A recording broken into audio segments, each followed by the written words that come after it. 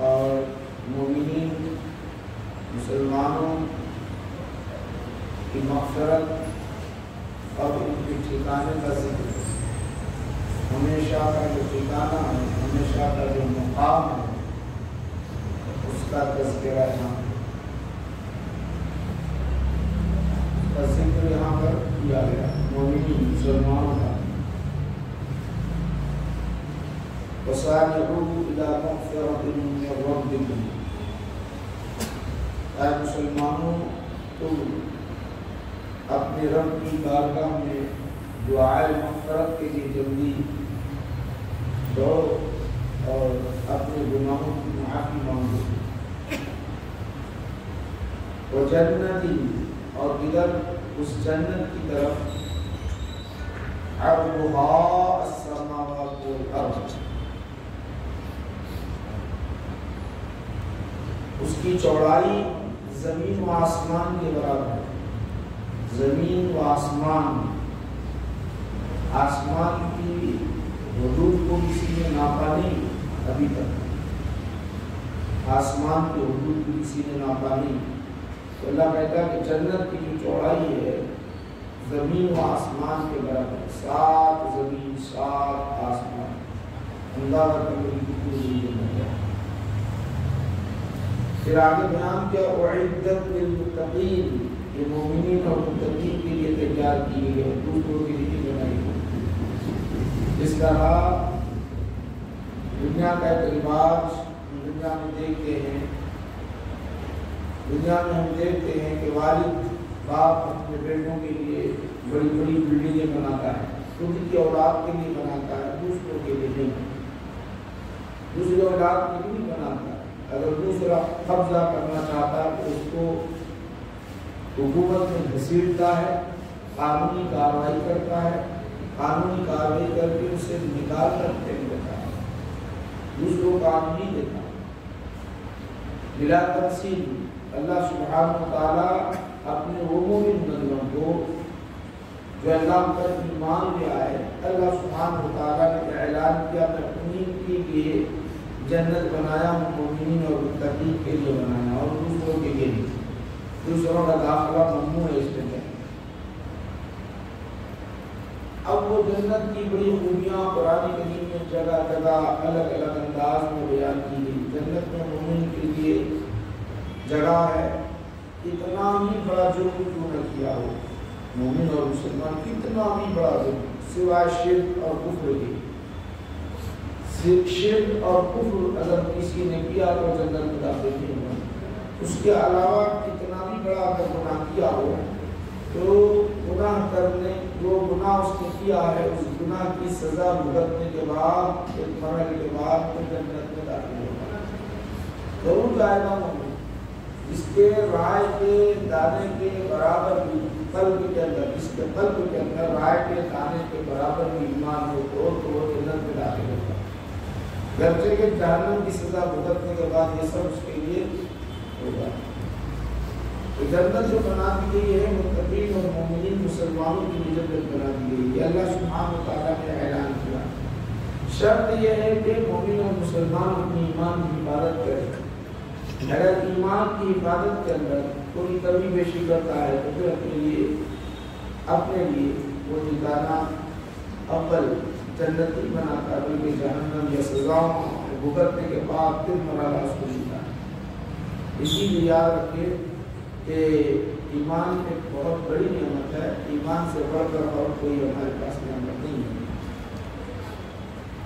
آگے اللہ سبحانہ وتعالی نے بیان کیا اولئک جزاؤہم، ان لوگوں کے لیے، ان مسلمانوں کے لیے، اطاعت گزار کے لیے، ان کے لیے بدلہ ان کے رب کی جانب سے معافی کا بدلہ ہے۔ اگر وہ رجوع ہوتے ہیں اللہ کے دربار میں، معافی مانگتے ہیں، گناہ جب کیے تھے تو معافی مانگتے ہیں، تو ان کے لیے جو بدلہ ہے مغفرت کا بدلہ ہے، معافی کا بدلہ ہے۔ جب مانگتے ہیں، دل آزادی کرتے ہیں، روتے ہیں، اللہ کے دربار میں ہاتھ اٹھاتے ہیں اور اپنے پچھلے گناہوں پر ندامت کرتے ہوئے پھر آئندہ نہ کرنے کا عہد کرتے ہیں، تو ان کے لیے خوشخبری مصداق کیا ہے؟ خوشخبری یہ ہے کہ ان کی مغفرت ہے، اولئک جزاؤہم مغفرۃ من ربكم.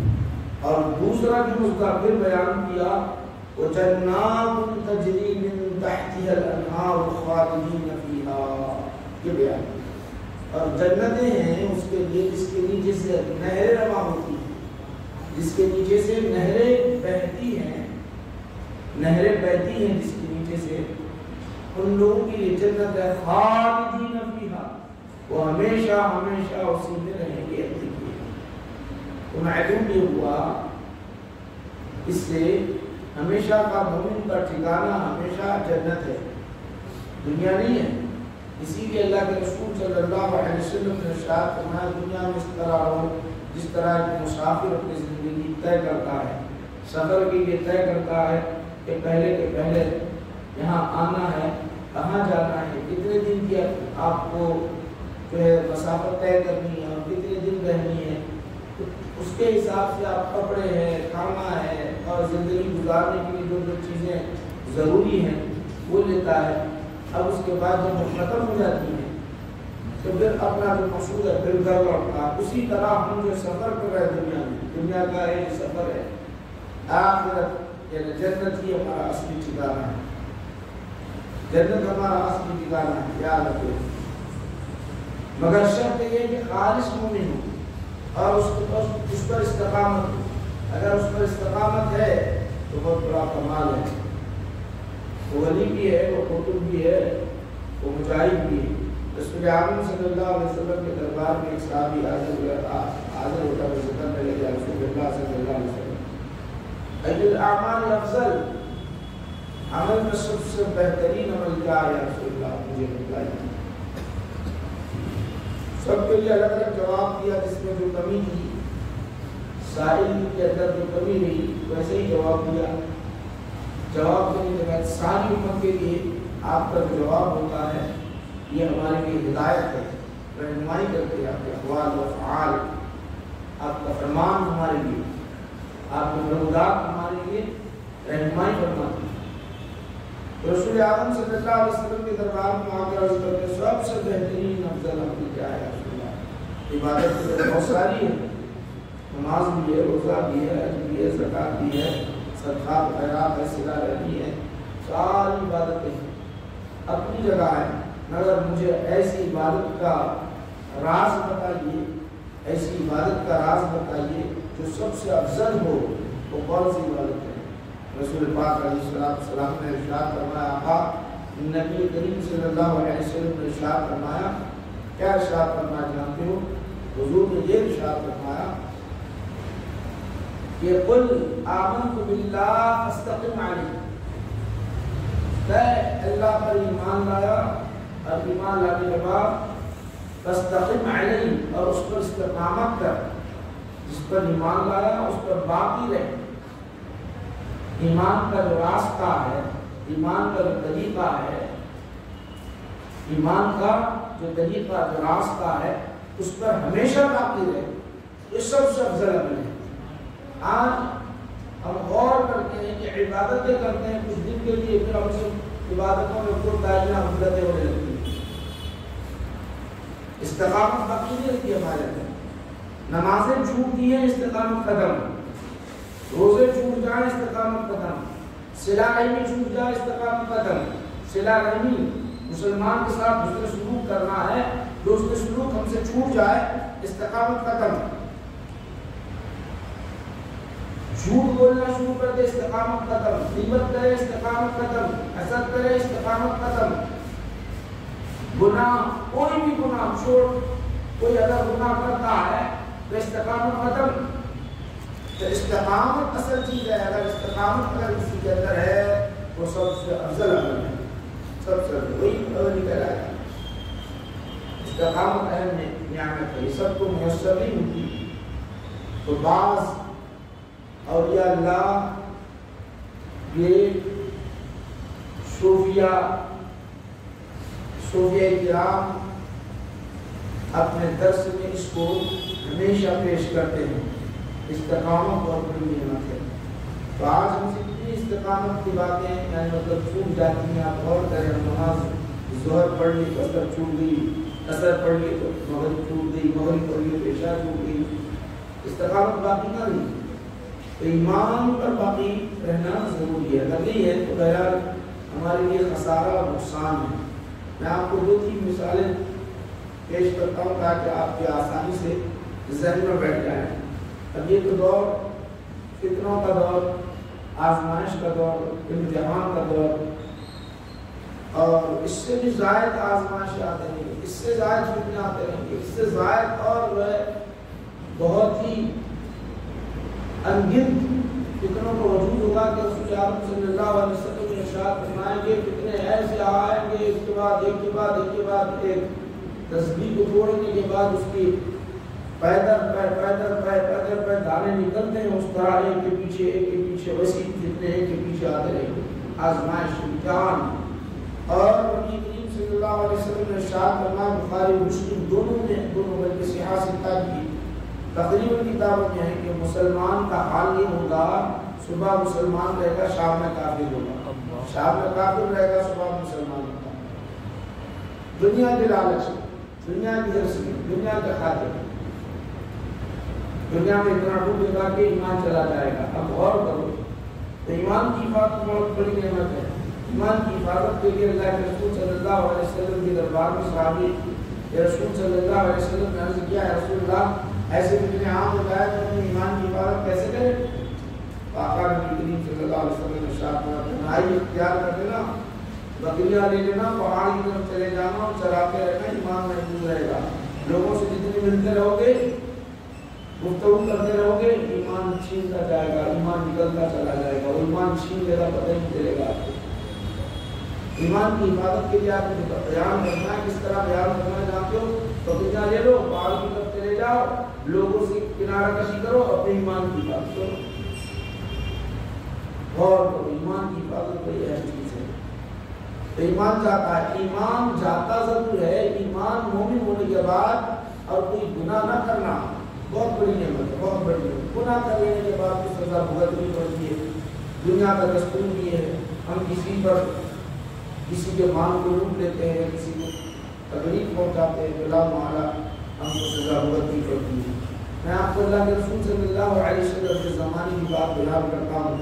حضور نبی کریم صلی اللہ علیہ وسلم، آقا نبی کریم صلی اللہ علیہ وسلم کا زمانہ اور صحابی اس کی طرح ہم جانتے کہ ایک مرتبہ رسول پاک علیہ السلام کو دیکھ لیا ایمان کی حالت میں، اس کو مقام بہت بلند ہے، اتنا بلند ہے کہ کوئی ولی ان کے قدموں تک نہیں پہنچ سکتا۔ ان کا جو مقام ہے بہت بلند مقام ہے، صحابی کا مقام بہت بلند ہے۔ میں آپ کو بتا رہا ہوں کہ رسول اعظم صلی اللہ علیہ وسلم جب جنگ خیبر میں تشریف لے گئے،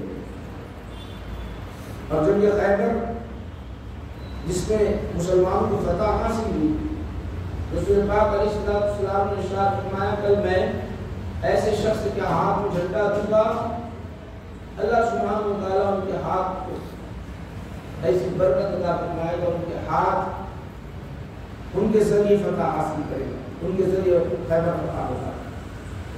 خیبر فتح ہو گئی، آپ نے بیان فرمایا، پھر صبح علی رضی اللہ تعالیٰ عنہ کے ہاتھ میں جھنڈا دیا، جھنڈا دینے کے بعد فتح ہو گیا خیبر، مال غنیمت ملا، اتنا مال غنیمت ملا کہ بہت زیادہ مال غنیمت ملا۔ اور جب مال ملا تو صحابہ فرماتے ہیں، مسلم شریف بخاری شریف میں آتا ہے کہ ان کو کوئی روپیہ پیسہ نہیں ملا، لا درہم ولا دینار، نہ درہم ملے نہ دینار، نہ درہم ملے نہ دینار، مال ملا، کپڑے مل گئے، ساز و سامان مل گیا، ان کی لباس مل گئے۔ یہ مال فے اور مال غنیمت کافروں کی جانب کا جو مال تھا مل گیا۔ اب مل جانے کے بعد رسول پاک علیہ السلام وہاں سے نکلے، آقا نبی کریم صلی اللہ علیہ وسلم کے غلام تھے، مسلمان تھے، کہ غلام تھے، مسلمان تھے۔ اگر اور کیجیے، مسلمان تھے، وہ کھڑے ہوئے تھے کہ ایک تیر آئی ان کو لگ گئی اور زمین پر گر گئے، زمین پر گر ماتا کہ وہیں پر موت واقع ہو گئی۔ اب جب موت واقع ہو گئی تو صحابہ نے دیکھا کہ شہید ہیں، ان کا مقام بہت بلند ہے۔ حضور نبی کریم صلی اللہ علیہ وسلم کے سامنے تعریف کرنے لگے، کیونکہ وہ جانتے تھے کیوں تعریف کرنا ہے، کافر تو نہیں ہے اور مسلمانوں کی جانب سے آئے ہیں۔ حضور نبی کریم صلی اللہ علیہ وسلم کی خدمت میں لگے ہوئے ہیں. اسی لیے انہوں نے تعلیم بیان کی، یا رسول اللہ اتنی اچھی موت آئی، اتنی پیاری موت آئی، شہادت کا جام انہوں نے پی لیا. اللہ کے رسول صلی اللہ علیہ وسلم نے شہادت بنا جہنم نہیں ہے. اللہ ذرا غور کرو.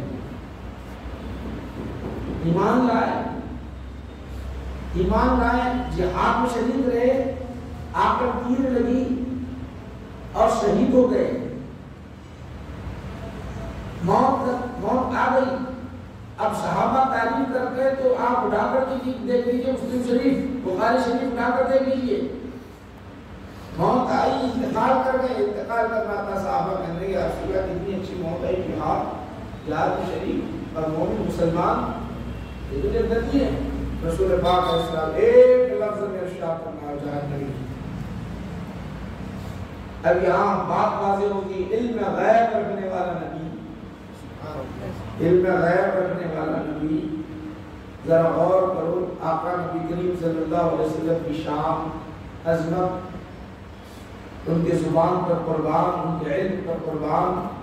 ایسا علم آقا، صحابہ یہاں سارے کے سارے کہہ رہے ہیں جنتی ہے اور آقا فرماتے ہیں جہنمی ہے. صحابہ کو تشویش بھی، کیا بات ہے، تشویش بھی صحابہ کو. تو آقا نبی کریم صلی اللہ علیہ وسلم نے ارشاد فرمایا جاؤ ان کا سامان ٹٹول لو. جب ان کا سامان ٹٹولا گیا، جو الگ سے انہوں نے سامان رکھا تھا اس کو ٹٹولا گیا، تو اس کے اندر کچھ چیزیں مال غنیمت کی وہ غبن کر لیے تھے. امانت جو تھی اس کے اندر خیانت انہوں نے کی تھی، وہ نکال کر انہوں نے رکھ دیا تھا. تو اللہ کے رسول صلی اللہ علیہ وسلم نے ارشاد فرمایا ان کو جہنم جو ملی اسی وجہ سے ملی، انہوں نے مال کو ڈھک دیا تھا، اس لیے جہنم نصیب ہوئی. اللہ. پھر رسول پاک علیہ السلام اپنی شان بیان کرتے ہوئے ارشاد فرماتے ہیں دیکھا تم نے ایمان، عمدہ قسم کی جوتیاں تھی، وہ قیمتی جوتیاں تھی. جب ان کے سامنے لایا گیا رسول اکرم صلی اللہ علیہ وسلم کی بارگاہ میں لایا گیا تو اللہ کے رسول صلی اللہ علیہ وسلم نے ارشاد فرمایا میں اللہ کا رسول ہوں، میں اللہ کا بندہ ہوں، میں جو بولتا ہوں برحق ہے، یہ کہنا چاہتے ہیں میں بولتا ہوں وہ سچ ہے، تو کوئی غلط نہیں ہے. یہ فرمایا اللہ کے رسول صلی اللہ علیہ وسلم، میں جو کہہ رہا ہوں وہ سچ ہے، برحق ہے، یہ غلط نہیں ہے. اللہ کے رسول نے ارشاد فرمایا. تو آپ ذرا غور کرو، ایمان ہے، مومن ہے، مسلمان ہے، سب کچھ ہے، مگر خطا ہو رہی ہے تو اللہ کے رسول فرمانا جہنمی ہے، جہنمی ہے. اب ہمارے اندر اتنی کوتاہیاں، اتنی غفلتیں ہوتی ہیں، ہم اس پر کبھی غور بھی کرتے ہیں میرے بھائیوں، کبھی گناہوں کی طرف ہم غور کرتے ہیں کہ ہم نے جو گناہ خطائیں غفلتیں جو کی ہے.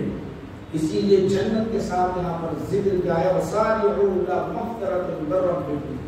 تم دوڑے چلو کہاں؟ اللہ کی مغفرت، اللہ کے دربار میں معافی مانگنے کے لیے پہلے چلو گا. کوئی بچاوا نہیں ہے گناہوں سے. چھوٹے جو گناہ ہیں، گناہ صغیرہ ہیں، وہ ہماری عبادت کو کیسے معاف ہو جاتے ہیں؟ ہم نے عبادت کری، نماز پڑھی، معاف. گناہ صغیرہ، گناہ کبیرہ معاف نہیں ہوتے جب تک اللہ کے رسول صلی اللہ علیہ وسلم نے ارشاد فرمایا جب تک رب تبارک و تعالیٰ کے دربار میں معافی نہ مانگی جائے، توبہ نہ کیا جائے. اور توبہ ایسی ہو کہ پہلے گناہ پر ندامت ہو، بعد میں نہ کرنے کا عہد ہو. اس پر بھی رب تبارک و تعالیٰ معاف کر دے، نہیں وہ اللہ کی مرضی ہے، معاف کرے نہ کرے اس کی مرضی ہے. اس کی مرضی کو کوئی مسلط نہیں کر سکتا کہ تو مجھے معافی کر دے، تو مجھے نہیں کر سکتا ہے. تو آپ نے دیکھا یہ مسلم شریف کی روایت میں آپ کے سامنے سنایا، مسلم نہیں. سامان نکلا، سامان نکلنا تھا، کیا فرمایا جانا نہیں آپ کیا کریں. مگر آج ہماری یہ ندامت، نمازیں سنتی ہیں، نمازیں بہت ہوتی ہیں، عبادتیں ترک ہوتی ہیں، نہیں معلوم دن میں کتنی مرتبہ جھوٹ بولتے ہیں، لعن دوں یا اللہ تعالی میں کتنی مرتبہ جھوٹ بولتے ہیں، نہیں معلوم کتنی مرتبہ غیبت کرتے ہیں، نہیں معلوم ہم کتنے مرتبہ لوگوں کے ساتھ غلط کرتے ہیں، نہیں معلوم کیا گناہ کرتے ہیں. مگر ہم کو نہ گناہوں پر ندامت ہے، نہ گناہ کو گناہ سمجھ رہے ہیں. ہم گناہ کو گناہ سمجھ رہے ہیں. نماز چھوڑنے کو کون گناہ سمجھ رہا ہے؟ مجھے غلطی ہوگی طرح پہ کوئی بیٹا نہ رہا ہے میری نماز چھوٹ گئی، فجر کی نماز چھوٹ گئی، ظہر کی نماز چھوٹ گئی، عصر کی نماز چھوٹ گئی، کوئی بے چین ہے، کوئی رو رہا ہے، ارے مجھ سے خطا ہو گئی، کوئی ہے تو بتاؤ؟ اللہ ماشاء اللہ جس کو اللہ سبحانہ و تعالیٰ نے توفیق عطا فرمائی وہ لگتا ہے اللہ کے بندے ہم انکار نہیں کرتے، جب تو دنیا چل رہی ہے انہیں کی صدقے میں سب کچھ مل رہا ہے، آرام راحت انہیں کی وجہ سے، سکون انہیں کی وجہ سے، یاد رکھو کہ میرے بھائیو ضرورت اس بات کی کہ سب سے پہلے ہم اپنے گناہوں کی معافی مانگتے رہے ہیں، سب سے پہلے یہ معلوم کہ اس نے گناہوں کو کب کس وقت موقع آنے لگا اور سارے وہ اجابت مغفرت اللہ دوڑے جاؤ مغفرت اللہ کے دربار میں بھی گناہوں کی بھیک مانگنے کے لیے دوڑے چلے جاؤ۔ پھر جنت جو بنائی ہے تبارک و تعالیٰ نے کس کے لیے بنائی ہے؟ کس کے لیے؟ مومن اور متقی کے لیے۔ آئیے اور ایک حدیث بیان کر کے اپنی بات کو ختم کرنے کی ضرورت، ندامت ہمارے لیے ضروری ہے، ندامت ہمارے لیے۔ مسلم شریف کی حدیث میں آتا ہے کہ عمر بن عاص رضی اللہ عنہ،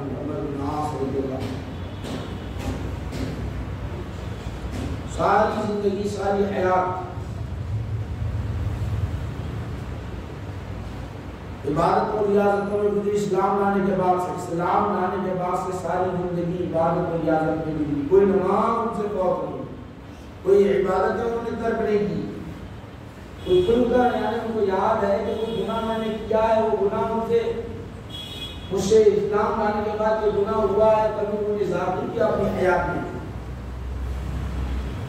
کبھی حیات میں اظہار نہیں کیا۔ جب وہ آخری عمر میں بیمار ہو گئے، آخری عمر میں جب بیمار ہو گئے، صحابہ ان کی عیادت کے لیے گئے، تو اس وقت کیا ہوا جانتے ہو؟ اس وقت ہوا کیا جانتے ہو؟ جب گئے گفتگو ہوئی، تھوڑی گفتگو ہوئی، گفتگو ابھی چلی رہی ہے، پچھلے زمانے کے اور اس دور کے واقعات آنے لگ گئے اور رونے لگ گئے، اتنا رونے لگ گئے کہ ہچکیاں لگنے لگی، اور ہچکیوں کے ساتھ اپنا چہرہ انہوں نے دیوار کی طرف کر دیا، اتنا رونے لگ گئے، نہیں معلوم ان سے کیا کرنا ہے۔ صحابی رسول ہیں ابن ناف رضی اللہ عنہ، جلیل القدر صحابی ہے، دیکھ کر صحابہ حیران ہو گئے۔ صحابہ کہتے ہیں جو تابعین کہنے لگے آپ نے تو اتنے نیکیاں کی ہیں، اللہ سبحانہ و تعالیٰ کی جانب سے حضور نبی کریم صلی اللہ علیہ وسلم نے آپ کے لیے خوشخبری، جنت کی خوشخبری سنا دی ہے، حضور نے آپ کی تعریف بیان کی، پھر آپ رو رہے ہیں، کیا بات ہے؟ تو کہتے ہیں مجھے اپنے زمانے کی 3 باتیں یاد آ رہی ہیں، 3 چیزیں یاد آ رہی ہیں، میری زندگی 3 مراحل میں تقسیم ہے۔ پہلا مرحلہ ایسا کہ جہالت کا مرحلہ، اور جہالت کا مرحلہ ایسا تھا اگر میں مر جاتا تو سیدھا جہنم میں چلا جاتا، اس زمانے میں اگر میں مر جاتا تو جہنم میں چلا جاتا۔ رسول پاک علیہ السلام سے عداوت تھی، حضور سے عداوت تھی، نبی کریم صلی اللہ علیہ وسلم سے بہت نفرت کیا کرتا تھا، اسلام سے نفرت کیا کرتا تھا، اسلام کے اصولوں سے نفرت کیا کرتا تھا، یہ مذہب میرے پاس پسندیدہ مذہب نہیں تھا۔ وہ کہتے ہیں رونے لگ گئے، روتے چلے جا رہے ہیں، اگر میں اس وقت مر جاتا تو ہلاک برباد ہو جاتا۔ پھر مرحلہ ایک ایسا آیا، حضور نبی کریم صلی اللہ علیہ وسلم کے دربار میں آیا، آقا نبی کریم صلی اللہ علیہ وسلم کے دربار میں جب میں آیا، آنے کے بعد دل میں اسلام کی عظمت گھر کر گئی، اسلام کی محبت دل میں بیٹھنے لگی۔ جب دل میں بیٹھنے لگی اسلام کی عظمت، تو میں نے کیا کیا؟ آقا نبی کریم صلی اللہ علیہ وسلم کے دربار میں آ کر اس کرنے لگا، یا رسول اللہ میں مسلمان ہونا چاہتا ہوں، میں اسلام قبول کرنا چاہتا ہوں۔ تو پہلے نفرت تھی، اب محبت بڑھنے لگ گئی ہے، محبت دل میں جمنے لگ گئی ہے، میں ایمان لے آنا چاہتا ہوں۔ آپ اپنا ہاتھ بڑھائیں، نبی کریم صلی اللہ علیہ وسلم نے اپنا ہاتھ بڑھایا، بڑھانا تھا کہ میں اپنا ہاتھ چھین دیا، پیچھے کر دیا، میں اپنا ہاتھ پیچھے کر دیا، آقا فرمانے لگے تو اسلام قبول کرنے کے لیے آیا اور ہاتھ پیچھے کھینچتا ہے، تو نے تو کہا کہ میں اسلام لے آنا چاہتا ہوں، پھر پیچھے کیوں ہٹتا ہے؟ وہ عرض کرتے ہیں میں نے عرض کیا، آپ فرماتے ہیں میں نے عرض کیا رسول اعظم صلی اللہ علیہ وسلم کی بارگاہ میں، یا رسول اللہ کچھ شرط ہے، وہ شرط اگر آپ پورے کرتے ہیں تو میں اسلام لانے کے لیے تیار ہوں، میں اسلام نہیں لاؤں گا۔ آقا نے فرمایا جو شرط رکھنا ہے رکھ لے، ایمان تو کرے گیا، جو شرط رکھنا چاہتا ہے رکھ لے۔ آپ جانتے ہیں کیا شرط رکھنا چاہتا ہے، اپنے گناہوں پر بڑے نادم ہیں، پریشان حال ہے، کیوں؟ انہوں نے اپنی زندگی میں اپنی حیات میں اتنے خطائیں کیے تھے، بتوں کی پوجا کے ساتھ نہیں معلوم کیا کیا انہوں نے خطا کی تھی، اس پر انہیں بہت ڈر تھا، حیبت تھی، خوف تھا۔ وہ کہنے لگے رسول اللہ میں ایمان تو لے آؤں گا، شرط یہ ہے ایک شرط میری قبول کرنی جائے، تو آقا نے فرمایا ایک شرط نہیں، جتنے شرط لگانا ہے لگا لے، ایمان لے آؤ۔ تو ٹھیک ہے، نبی کریم صلی اللہ علیہ وسلم نے فرمایا بول تیری شرط کیا ہے؟ یا رسول اللہ میری شرط یہ ہے کہ میں نے جو اس سے پہلے آپ سے جو عداوت رکھی تھی، آپ سے جو نفرت مجھے تھی، اسلام سے جو نفرت تھی، وہ میں نے جو گناہ کیے وہ گناہ معاف ہو جائے تو میں ایمان لانے کے لیے آیا۔ تو حضور نے فرمایا اسلام لیا، اللہ سبحانہ وتعالی کے گناہوں کو معاف فرما دیتا ہے۔ اسلام سارے پچھلے گناہوں کو معاف کرتا ہے، اسلام سارے پچھلے گناہوں کو معاف کرتا ہے۔ اس کے بعد وہ کہتے ہیں کہ سب میں زیادہ محبت حضور نبی کریم صلی اللہ علیہ وسلم کی میرے دل میں بس گئی، سب سے زیادہ پسندیدہ چہرہ نبی کریم صلی اللہ علیہ وسلم کا چہرہ میرے نگاہوں میں بن گیا، سب سے زیادہ پیارا مذہب میرے پاس ہوا اسلام، میرے پاس مذہب ہوا، سارے مذاہب میرے دل سے نکل گئے، صرف ایک حق کا مذہب اسلام میرے دل میں گھر کر گیا۔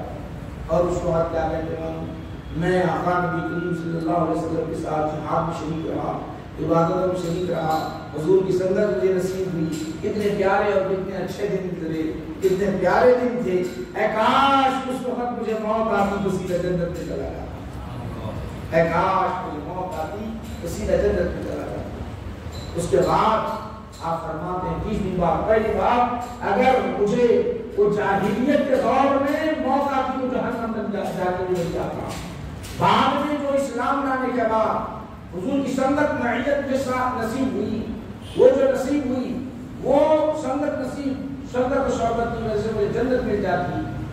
اب یہ جو مرحلہ ہے پھر ہم دنیا میں چلے گئے، دنیا میں لگ گئے، بیوی بچوں میں پڑ گئے، دنیا کے کمانے میں لگ گئے، نہیں معلوم کیا کیا خطائیں ہوئی، حالانکہ اسے کوئی نماز نہیں کو تو یاد رکھنا آپ کو بتانا چاہتا ہوں، کوئی روزے ترک نہیں ہوئے، کوئی روزے ترک نہیں ہوئے، زکات نہیں، نہ حج ترک ہوا، کوئی عبادتیں ترک نہیں ہوئی ان سے، مگر اتنے متفکر ہیں کہ میرا حشر کیا ہوگا، اس کو متفکر ہوتے چلے جا رہے ہیں، اب میرا حشر کیا ہوگا بتا رہا، میرا حشر کیا ہوگا بتا رہا، رونے لگے۔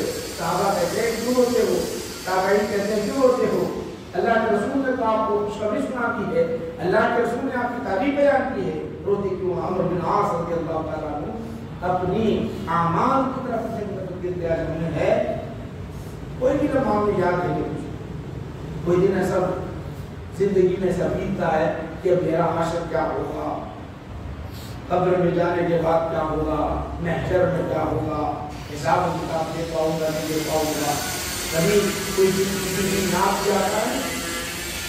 عمر بن عاص رضی اللہ تعالیٰ کو رونے لگ گئے، صحابہ سمجھاتے رہے، مناتے رہے، آپ کا مقام یہ ہے، آپ فرماتے ہیں کہ یہ تو اپنی بات آپ کی بات برحق ہے، لیکن مجھے فکر ہے۔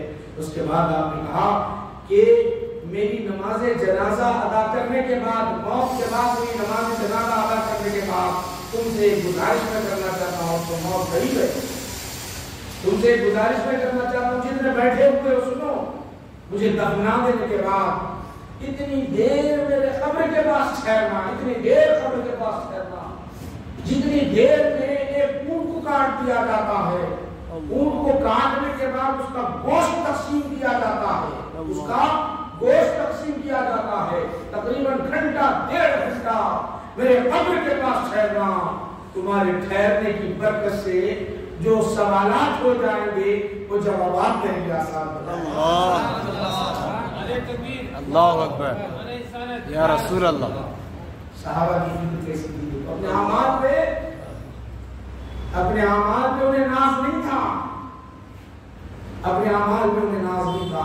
عمر بن عاص رضی اللہ عنہ کہتے ہیں ایک اونٹ ذبح کرنے کے بعد اس کو تقسیم کرنے کی مدت جتنا ٹائم ملتا ہے اتنا ٹائم تم وہاں پر کھڑے رہنا، قبر کے پاس کھڑے رہنا۔ کس کا قول ہے، کس کی بات ہے؟ یہ صحابی رسول کی بات ہے، دوسروں کی بات نہیں۔ انہیں اتنی فکر ہے کہ مومنوں کے قدم پڑے ہوئے ہوں گے، نہیں معلوم اس کے اندر کون نیک ہوگا، اس کی وجہ سے ان سے جو حدیث میں آتا ہے، مسلم شریف میں حدیث میں آتا ہے، اس کی انس کی وجہ سے مجھے راحت مل جائے گی، سکون مل جائے گی۔ اس سے معلوم ہوا کہ اللہ والوں کا کہیں قبرستان میں ٹھہرنا، قبرستان میں بیٹھنا، اللہ والوں کو بیٹھنا قبرستان میں عذاب الہی کے تخفیف کا باعث بننا ہے۔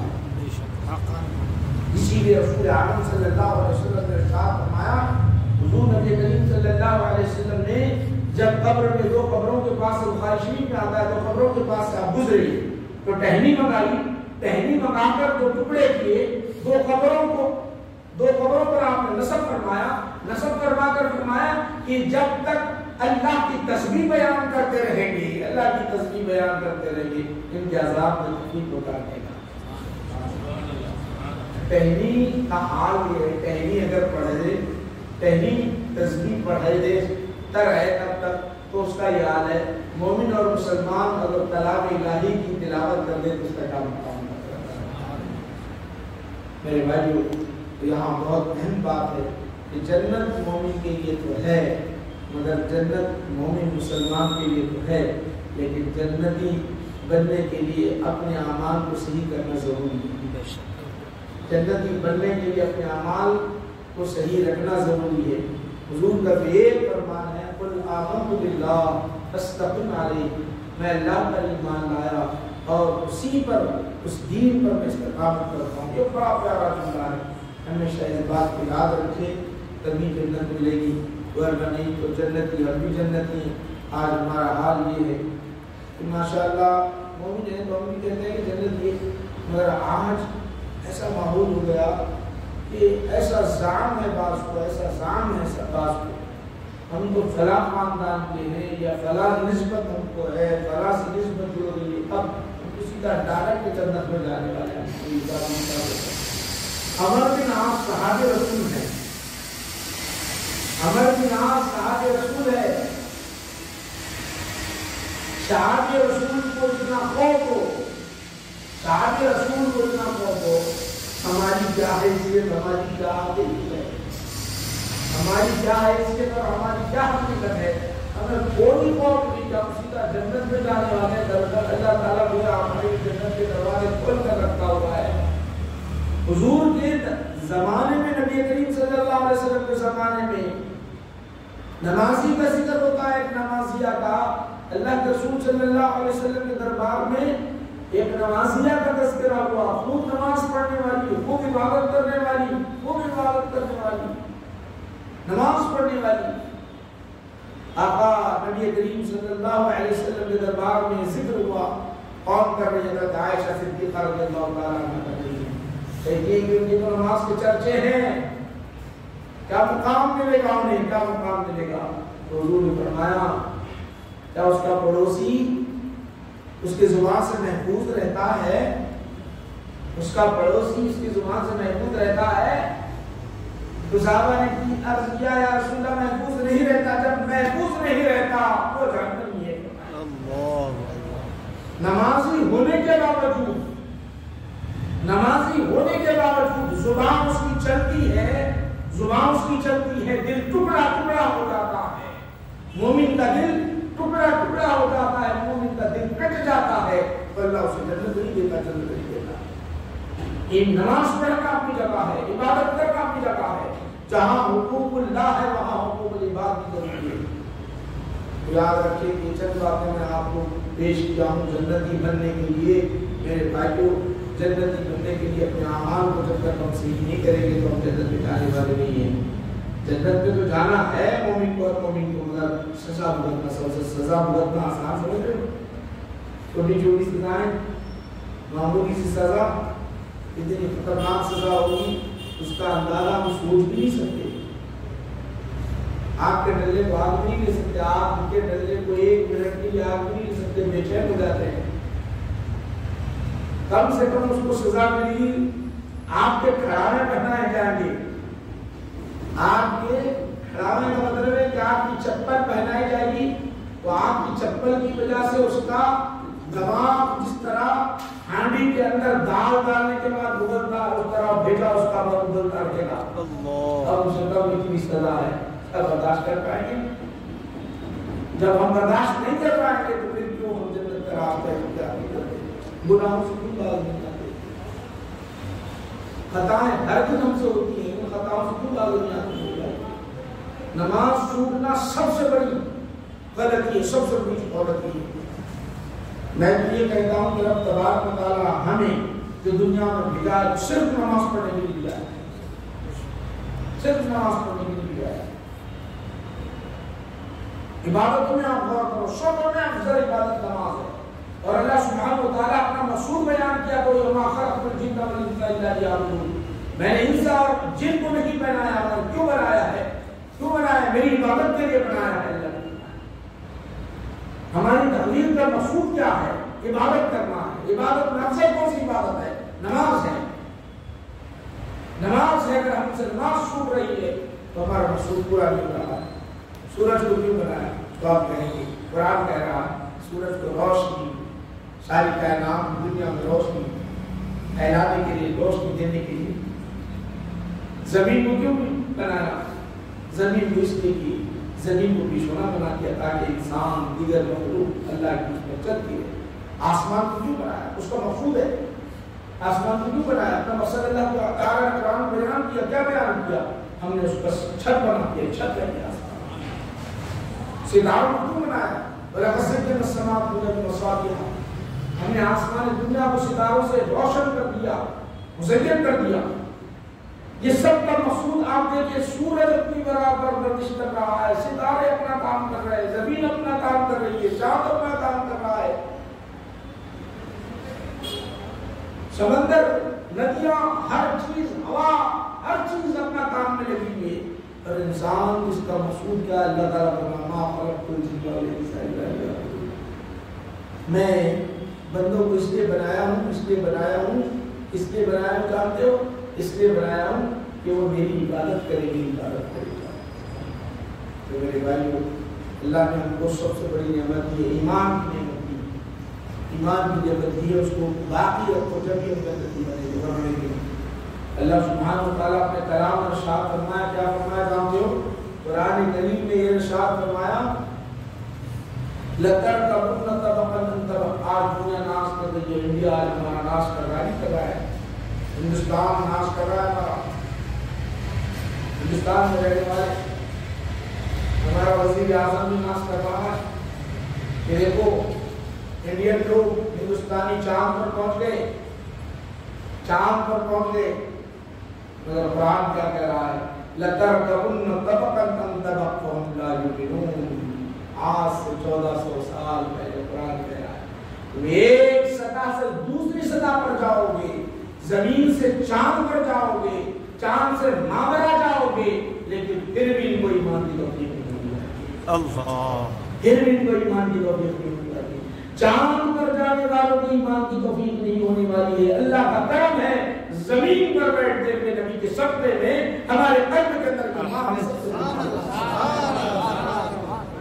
بہت بڑی دولت ہے، اس دولت کو محفوظ رکھو، جہاں یاد رکھو یہ دولت بہت بڑی نعمت ہے، اور یاد رکھو کہ یہ دولت جہاں دولت ہوتی ہے، آپ جانتے ہو نا، جہاں دولت ہوتی ہے وہاں چور آتا ہے چرانے کے لیے۔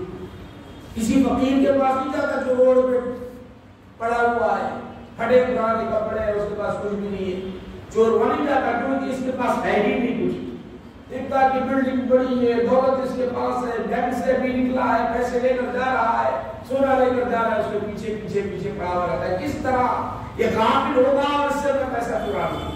اسی طرح ہمارے پاس ایمان کی جو دولت سب سے اہم دولت ہے، شیطان ہر بات لگا ہوا رہتا ہے کہ اس کا ایمان کیسے نکالا جائے. شیطان کیونکہ دشمن ہے، شیطان ہے بھلا انسان کا دشمن ہے. وہ پیچھا اس کو خوشی جب ہوتی ہے کہ ہمارا ایمان چھینتا، ہمیں گناہوں میں لے جاتا ہے، ہمیں گناہوں کے دلدل میں دھساتا ہے، اسے خوشی ہوتی ہے. شیطان کو خوشی ہوتی ہے، وہ ہمارا کھلا دشمن ہے. ہم کو شیطان کے دوست نہ بنے میرے بھائی، بلکہ شیطان کو دشمن بن جائے. جب اللہ نے اعلان کر دیا کہ تمہارا دشمن تو شیطان ہے، تمہارا دشمن نفس ہے، نفس امان ہے، اس کا مقابلہ کریں، اس کا مقابلہ کریں. شیطان کہے کہ نماز نہ پڑھ، نہیں، تو شیطان بن کر آیا ہے. یہ خیال جو آیا ہے شیطان کی طرف سے آیا ہے، تو شیطان بن کر آیا ہے. اس خیال کو وہیں پر ختم کر دے، اس خیال کو، اور فوراً اپنی اطاعت وسارعوا الی مغفرۃ وسارعوا الی الصلاۃ، سارعوا الی الصلاۃ، نماز کی طرف آئے. یہ سب ایمان کی اہم بات ہے. یاد رکھو کہ ہمارے پاس ایمان کا خزانہ بہت اہم ہے، اور روز چلانے آتا ہے، روز چلانے آتا ہے. ایمان نکالنے کے لیے بہت بڑا خزانہ ہے، اس کی عبادت بہت ضروری ہے. چند باتیں آپ حضرات کے سامنے پیش کی گئی ہیں. انشاءاللہ آئندہ دیگر موضوع پر گفتگو ہوگی انشاءاللہ مزید کریں گے. آئندہ اتوار ہمارا جو موضوع رہے گا مجدد علیہ السلام رحمۃ اللہ علیہ شیخ محمد رحمۃ اللہ علیہ کا موضوع رہے گا انشاءاللہ مزید، کیونکہ آپ کے بہت بڑے کارنامے ہیں ہندوستان کا.